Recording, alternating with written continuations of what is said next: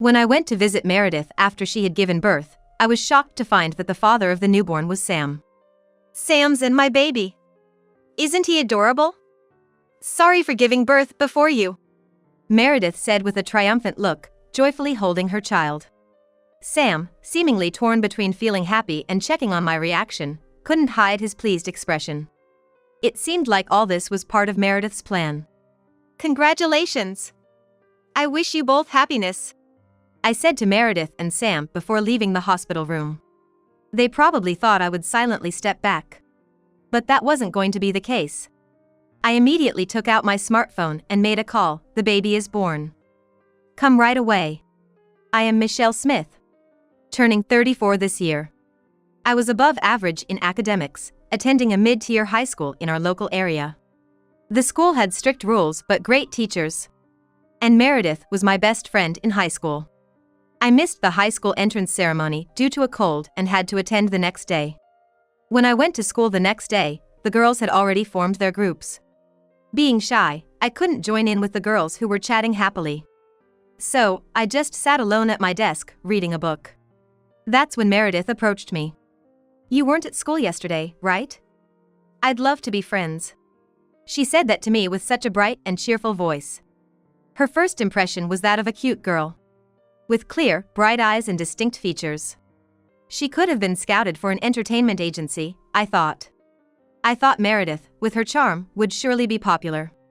I assumed she would quickly make other friends because of that. But surprisingly, she didn't make other friends and always stayed with me, hardly talking to other girls. She sometimes talked to boys, but that was it. So, during our freshman year, Meredith and I were always together. We hung out on weekends and were fairly close. In our sophomore year, we chose the same class for students aiming for national or science universities, which was unpopular among girls due to its difficulty, including advanced mathematics. Unlike the liberal arts classes, this class was more challenging because we studied up to Calculus 3. Due to its difficulty, it was unpopular among girls, and there were only a few girls in the class. Meredith was very popular with the boys in our class, often surrounded by them in what seemed like a reverse harem. She was always smiling and touchy with the boys, which sometimes led to misunderstandings and confessions. Normally, this would lead to jealousy among other girls, but the girls in our class were all very straightforward and down to earth. Because of this, there wasn't any rivalry or conflict between the girls. Meredith and I spent all our high school years together. After graduation, I pursued a career in pharmacy, while Meredith went into sociology. It surprised me that she chose a humanities major despite being in a science class.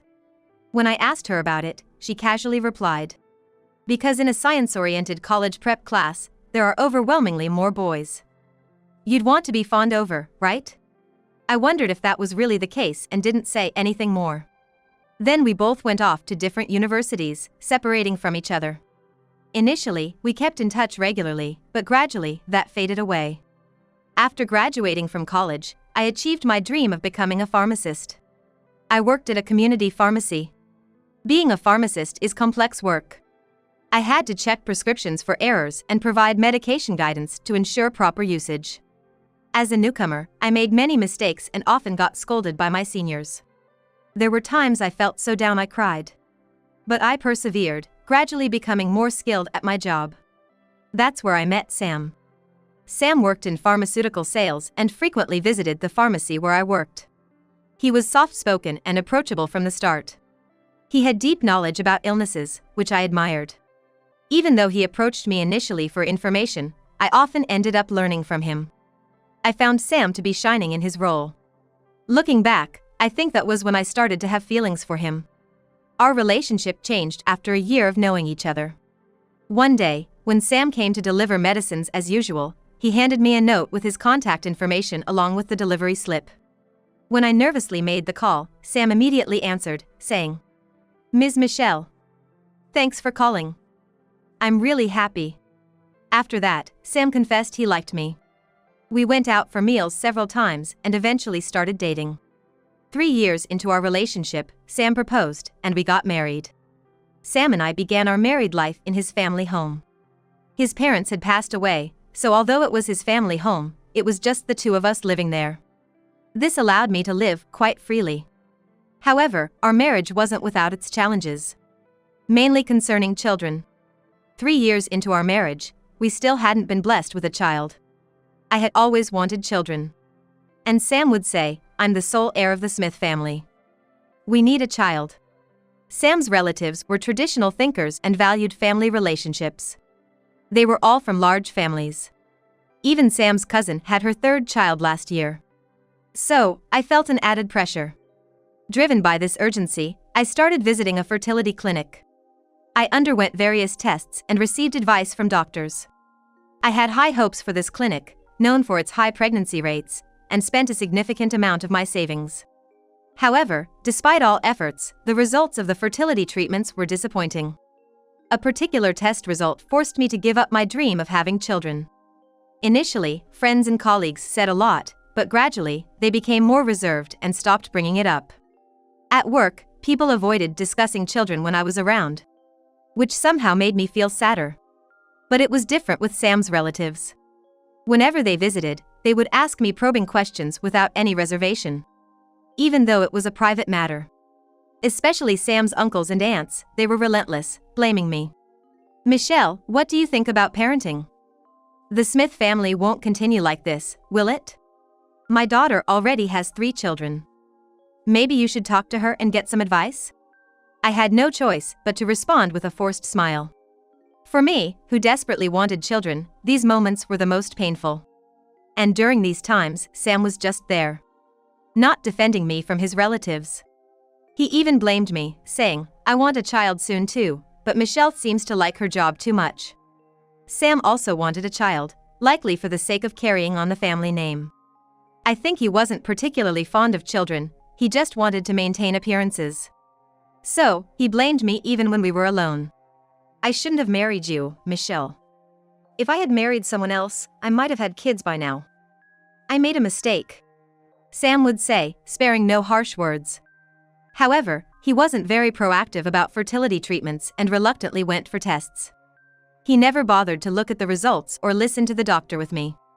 Yet, because I still loved Sam, I silently bore his harsh words. It was the weakness of being in love. I just hoped for this difficult time to end and endured as best as I could.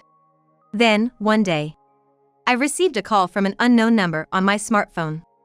I ignored it, but it kept ringing persistently. Finally, puzzled, I answered the phone, and it was a voice from the past. Yoo-hoo! Michelle, glad to see your number hasn't changed. Meredith?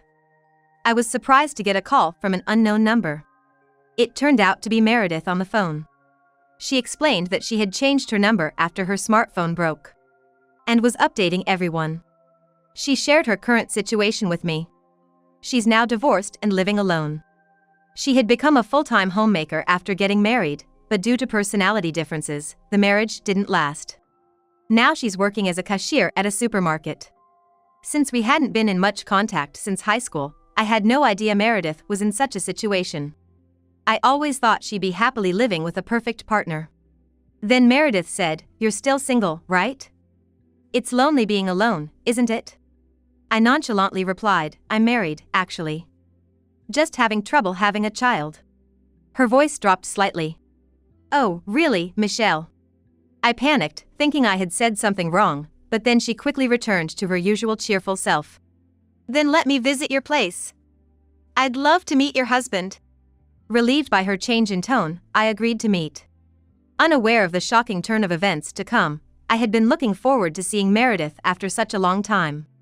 On the day Meredith was to come over. "Long time no see, Michelle. You haven't changed a bit." Meredith hugged me as soon as she arrived. Then glanced at Sam. "Nice to meet you. I'm Meredith, Michelle's friend." "Michelle, you're so lucky to have such a wonderful husband." She looked up at Sam flirtatiously. "Do you think so?" Sam replied, looking smitten.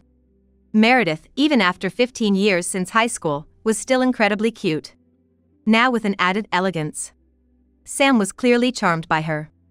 "I can't believe you have such a beautiful friend, Michelle.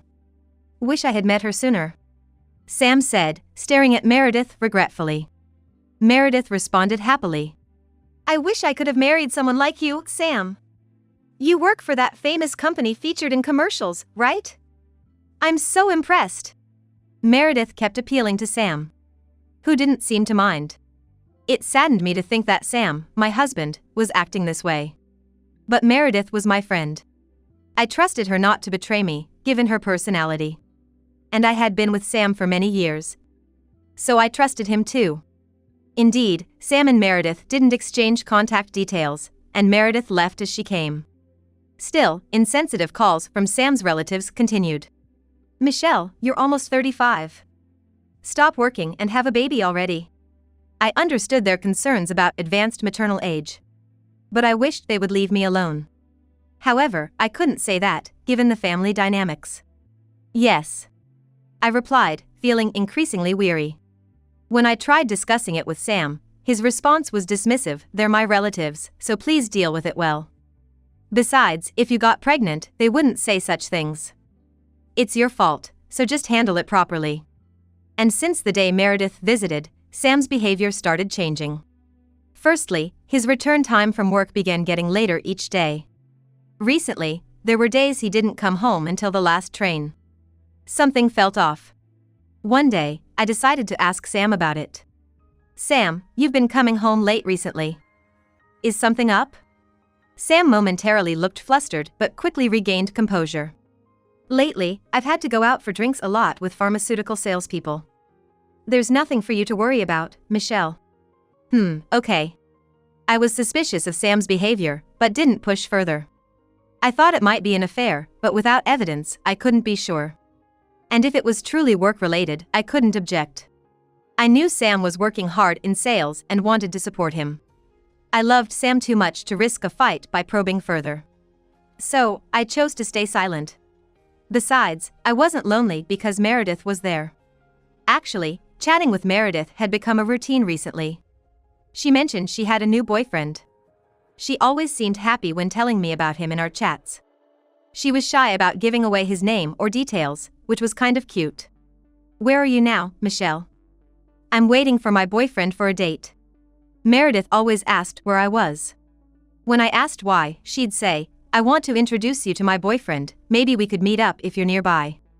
But it never worked out, as we were always in different places for our dates. She'd say, what a shame. We're a bit far apart. Maybe another time. I was a bit disappointed but looked forward to meeting Meredith's boyfriend someday. A year had passed since Sam started coming home late. Then, a significant piece of news came. It was a call from Meredith. As usual, I answered the phone, and Meredith blurted out, Michelle. I've given birth. Really? Congratulations. Ehe. Thank you. I really wanted to tell you first. I know you've been struggling with having a child. I was surprised to hear Meredith was pregnant. She had often talked about her boyfriend in our chats, but never mentioned pregnancy. She probably hesitated to tell me, considering my situation. I hadn't seen Meredith since she visited a year ago. So I was unaware of her pregnancy. Meredith continued. Could you come to visit me in the hospital? I really want you to see my baby. I hesitated for a moment. I had always wanted children but still hadn't been blessed with any. The thought of seeing Meredith's child made me anxious about whether I could genuinely be happy for her. However, that worry vanished in an instant. Sure, of course. It's a happy occasion. I replied. It was Meredith's joyful news. ND as her friend, I wanted to celebrate with her. I quickly headed to the hospital where Meredith was. Meredith, how are you? As I entered Meredith's hospital room, I was greeted with a shocking scene. Why is Sam here? For some reason, Sam was standing by Meredith's bed. Meredith smiled triumphantly. Why? Because Sam is the father. I was speechless at her revelation. When I went to visit Meredith after she had given birth, I found out that the father of the newborn was Sam. Such news was too sudden to be accepted. Isn't our baby cute? Sorry for giving birth before you, huh? Meredith, holding her baby with a victorious look. Sam seemed torn between concern for me and an inability to hide his happiness. Perhaps all this was Meredith's plan. She always asked about my location during her dates. Her claim of wanting to introduce her boyfriend was a lie, she just wanted to avoid a chance encounter. Meredith knew that Sam wanted a child to continue the family line, as I had occasionally complained about it. So, she must have thought of this scheme to take Sam from me. Meredith showed no remorse. Instead, she said, since you couldn't have a child with Sam, it's only natural that you give him to me, right? After all, I did get pregnant. Sam, as if in agreement with her, said, Meredith, who bore my child, is more important to me than you, Michelle. I'm sorry, but can we get a divorce? The house we live in is mine, so please leave as soon as possible. I felt as if the blood had drained from my face. What did Meredith and Sam think of me? Meredith, basking in her superiority for being pregnant. And Sam, choosing his affair partner over his longtime wife. I didn't need such people in my life. I decided to discard their false love and friendship. With that resolve, I forced a smile on my face. Congratulations. I wish you all the happiness. That's all I said to Meredith and Sam before I tried to leave the hospital room. As I was leaving, Meredith said with a laugh, thanks, Michelle. Since you can't have kids anyway, you might as well just focus on your career, right? Sam added, true, Michelle, because of you, we got a lot of flack from the relatives. It's great thinking how Meredith's news will shut them up. He then hugged Meredith. And they were lost in their own world. They probably think I'll just quietly step back. But that's not going to happen. Just before I closed the door, I quickly took out my phone and snapped a photo of the two of them embracing. They were too caught up to notice they were being photographed. How much do they underestimate me? Then I called some people saying, the baby's born. Come over right now. I waited at the hospital entrance, and in less than 20 minutes, the place became lively. About 10 of Sam's relatives had gathered. What do you mean, the baby's born? Asked one of Sam's aunts, her tone aggressive. And an uncle, looking puzzled at my attire, said, Michelle, you seem to be in casual clothes. Shouldn't you be in a hospital gown? All the relatives had question marks floating over their heads. This hospital is close to Sam's family home. That's why the relatives could get here so quickly. I didn't answer their questions and just said, Sam's in the room right now. I'll take you there. And so, I led them to the room where Meredith and Sam were. As we reached the door, I could hear Meredith and Sam's voices from inside. Michelle's such a fool. To think she never realized we were having an affair. Meredith said this, laughing heartily. Sam agreed. That's Michelle for you. She actually believed all those work drink stories. She was so easy to handle. Plus, Michelle's good salary meant she chipped in a lot for our living expenses. We used that for our dates. Poor Michelle, really.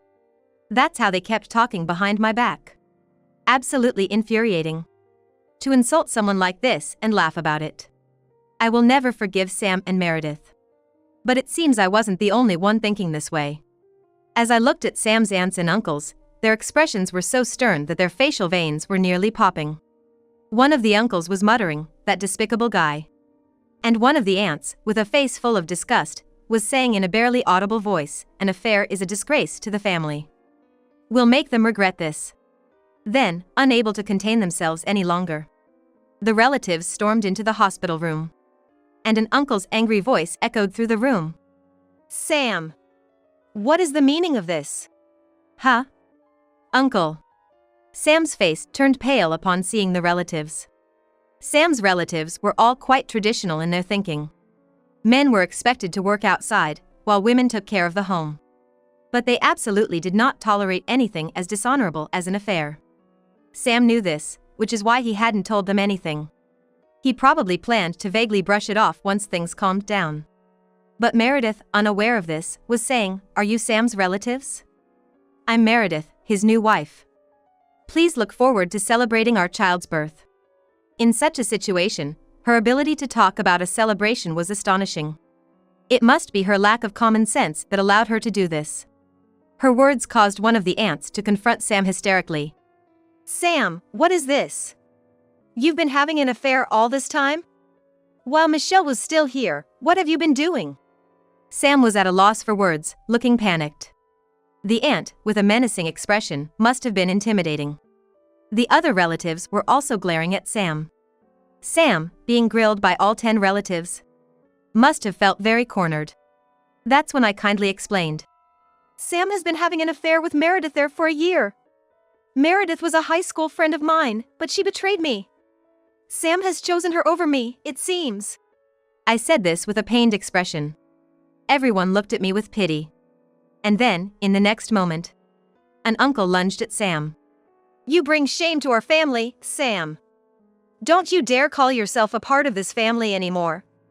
We are cutting all ties with you as relatives. He said this firmly. Sam, confused, tried to argue. But I always talked about having children. It's my child with her, not Michelle. I did as you said, so there shouldn't be any complaints. Meredith, infuriated, also spoke up. Instead of that infertile Michelle, I'm the one who got pregnant. You should be thanking me. I was puzzled by their statements. Why do both of you think I can't get pregnant? I asked, tilting my head in confusion. Sam asserted. Because we've been married for quite a while, and Michelle never got pregnant, right? So it must be all Michelle's fault. I did nothing wrong. And that's right. I got pregnant while Michelle couldn't. That means Michelle is defective, not me. Meredith also shouted in a heated manner. I was completely taken aback by these two trying to shift the blame onto me. One of Sam's aunts defended me, saying, I can't believe Sam turned out to be such a worthless man. Michelle, don't worry about it. I'm on your side from now on. I'm sorry for everything I've said before. Me too, I was just concerned. Michelle, I apologize. Other relatives started to defend me one after another. It was heartening to see Sam's own relatives siding with me, not him. And just like that, any feelings I had for Sam disappeared. The fact that I had kept quiet because I loved Sam no longer mattered. I no longer cared for him. I decided to confront Sam and Meredith with the reality. So, I'm not the one with the defect, am I?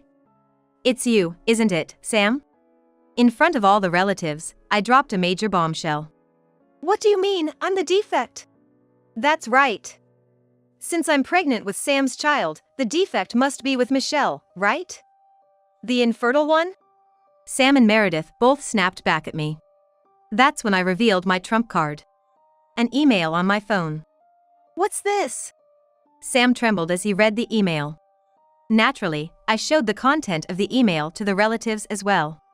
Everyone froze as they read it. Probably in disbelief.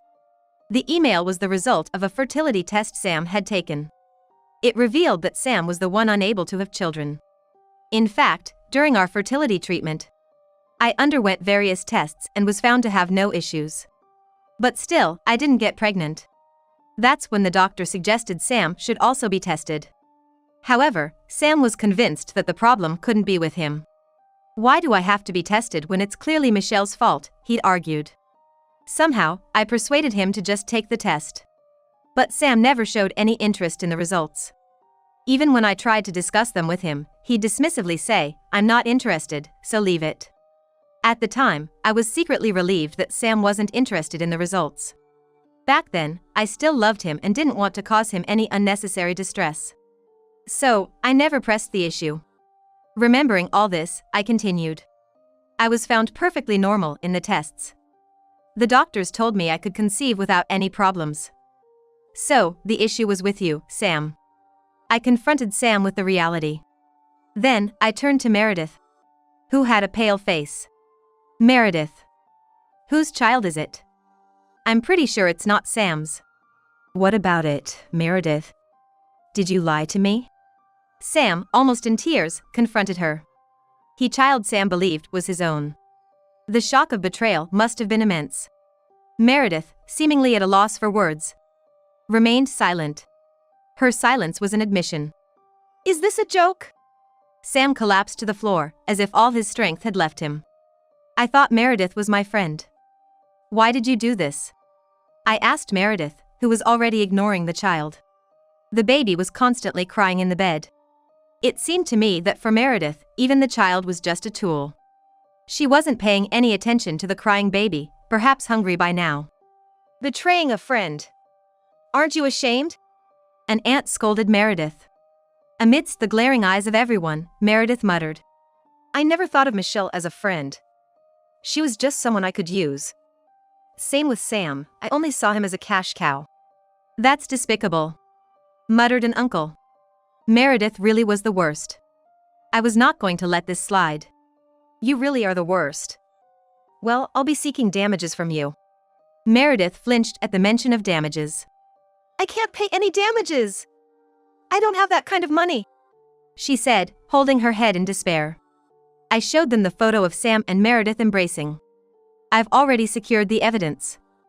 I even recorded our past conversations. You'll be hearing from my lawyer. Meredith clicked her tongue in frustration. This whole situation was her own doing. I intended to take everything I could from her. Amidst this, Michelle. Sam turned to me with a pleading tone. What? I threw him a cold look. Undeterred, Sam continued. I realized it, Michelle. You're the one who matters to me. Fortunately, it's not my child, so let's start over. An aunt looked at Sam with contempt. You really are the worst. I smiled at Sam, which he mistakenly took as a sign of agreement. Michelle. You understand then? But I had no intention of forgiving him. I'll be divorcing you, Sam. And of course, I'll be seeking damages through my lawyer. I firmly rejected Sam. Then I continued. Unlike you, Sam, I have the chance to have children. I have no feelings left for you. Goodbye. This can't be. Sam broke down in tears. With the child not his and our divorce finalized, even his own relatives cut ties with him. Sam was left alone. It was a fitting consequence. Despite being a grown man, Sam was pathetically crying. It was my fault. Please don't abandon me now. But it was too late for such pleas. Not just me, but even the relatives looked at him coldly. Now alone, Sam would surely face difficulties. It was well deserved in my eyes. In the end, Sam and Meredith didn't marry. The child Meredith bore wasn't Sam's. Actually, Meredith's child was fathered by a bartender she was fond of. After spending extravagantly on him, she ended up pregnant and was subsequently abandoned by him. Left with a considerable amount of debt, Meredith devised a plan to pass off the child as Sam's. She thought Sam, with a stable income, would be a convenient choice. However, her plan was going well only until everything was exposed in this incident. Now, Meredith is missing. Crushed under the dual burdens of her bar debts and the alimony, she reached her limit. The debt collectors were relentless, even showing up at her part-time job at the supermarket, leading to her dismissal. With no income and only debt remaining, she likely fled. But life on the run from debt is never easy. Wherever Meredith is now, she must be struggling. Her child was quickly placed in a care facility. The child is innocent in all this, and I hope he can have a brighter future. As for Sam, he eventually quit his sales job. Our divorce was finalized quickly, and he paid the alimony. Though initially resistant, he was persuaded by his relatives and signed the divorce papers with tears. I'm grateful to the relatives who supported me until the end. The new representative at our pharmacy said that Sam had been distracted ever since. He was inattentive at work, often lost in thought, making it impossible for him to perform well in a sales role. One day, Sam made a major mistake, delivering the wrong medication to another pharmacy. The receiving pharmacy was furious. Naturally, Sam was removed from his responsibilities, and similar incidents occurred at several other places he was in charge of. Eventually, Sam chose to resign voluntarily. He's probably now alone in the large house we once shared. However, without any income, it's uncertain how long he can continue living like that. Sam will likely face a difficult life from now on. It seems a natural consequence to me. 2 years have passed since then. As for me, a lot has changed since then. The biggest change is that I got pregnant. After my divorce from Sam was finalized, I started looking for a new partner and attended several parties. I hit it off with a man my age, and since we were both of an appropriate age, we quickly decided to get married. Soon after, I became pregnant. Having always longed for a child, there's nothing happier for me. I'm now fully engaged in preparing for the baby, reading maternity magazines and the like. My marriage with Sam was filled with hardships, but my life with my current husband is incredibly happy. He always cares for me. I look forward to living a joyful life with my husband and our soon-to-arrive child.